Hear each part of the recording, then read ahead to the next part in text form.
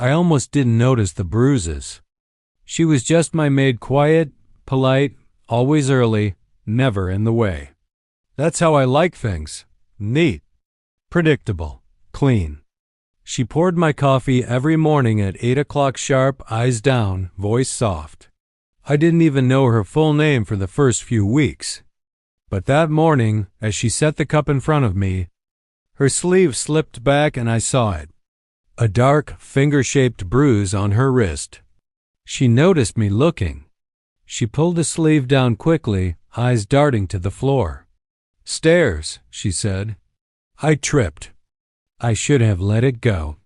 That's what I always did, stay out of people's business. I wasn't her friend. I was her employer. I ran a tech company, not a shelter. My world didn't involve tears or bruises. But something about her voice, the way it cracked when she lied, stuck in my chest like a splinter. I'd seen that look before. On my mother's face, years ago, before she disappeared one night and never came back. I was 8. She had bruises too. And no one asked her what happened. That day, something in me shifted. I wasn't ready for it. I didn't want it. But I knew I couldn't unsee what I'd seen. The next morning I asked her again, "Grace, who's hurting you?" She didn't answer. Not with words. But her hands trembled as she poured the tea. Her eyes were red. There was a fresh bruise under her collarbone, half hidden by the fabric of her uniform. I stood from the table and said, "Come with me." She hesitated. "Sir, please. I'll lose this job." "You're not losing anything." I said, "But I need you to tell me the truth." I took her to my back office, the quiet one with the soft light.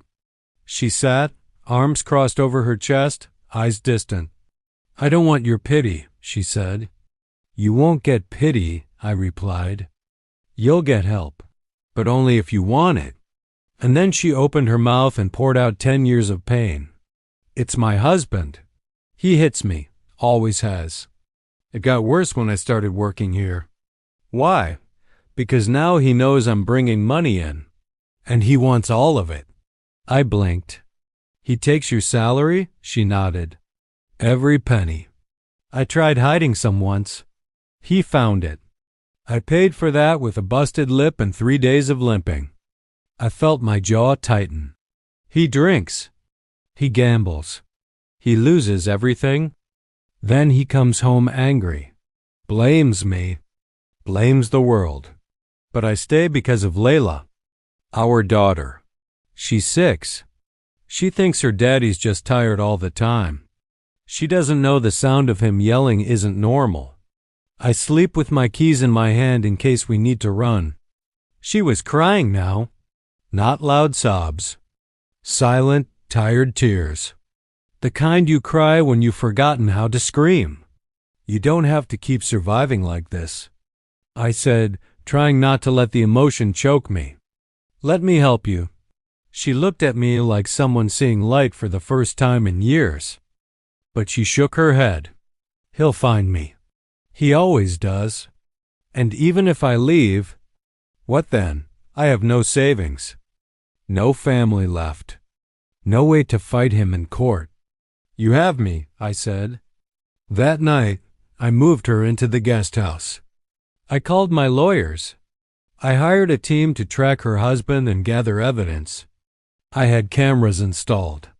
Not because she asked, but because I saw a version of my mother in her. And I wasn't going to let history repeat. Over the next few weeks, Grace slowly started breathing again. She still woke up early, still tried to clean, still called me sir, no matter how many times I told her not to.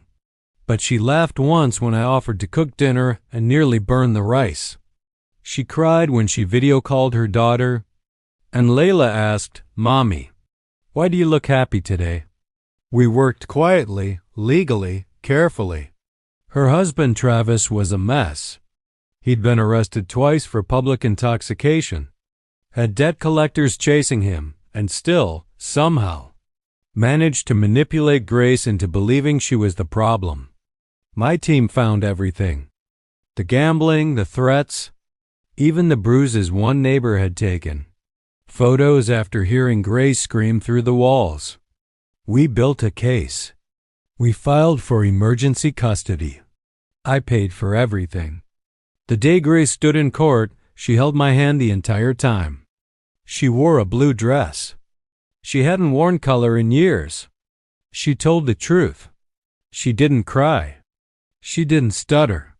She spoke for herself and for her daughter. And when the judge ruled in her favor, granting her full custody and a restraining order, she collapsed into my arms and said, "I don't know how to thank you." I didn't say anything. I just held her. Layla came home that weekend. She was tiny, curious, beautiful.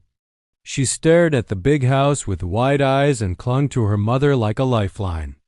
I didn't interfere. I just made sure the kitchen was stocked with ice cream, and her room had all the colors she loved. Slowly, she started to relax. She called me Mr. Victor at first, then Mr. V, then one day just V. We built Lego castles and watched cartoons and baked messy cupcakes.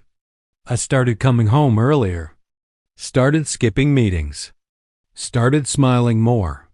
One night Layla was asleep upstairs. Grace and I sat outside under the string lights I had someone hang just for her. She looked up at me and said, "You saved me." I shook my head. "You did that yourself."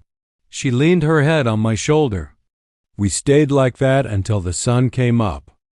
The feelings I had for her didn't start as romance.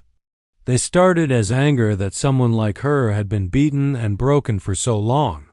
Then it became admiration, respect, and then love, quiet, warm, slow-burning love.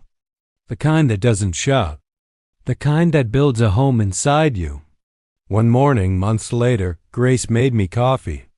No bruises. No shaking. She wore a soft blue sweater and smiled with her whole face. She set the cup down and said, "I want to go back to school. Maybe become a counselor. For women like me." I felt my heart catch.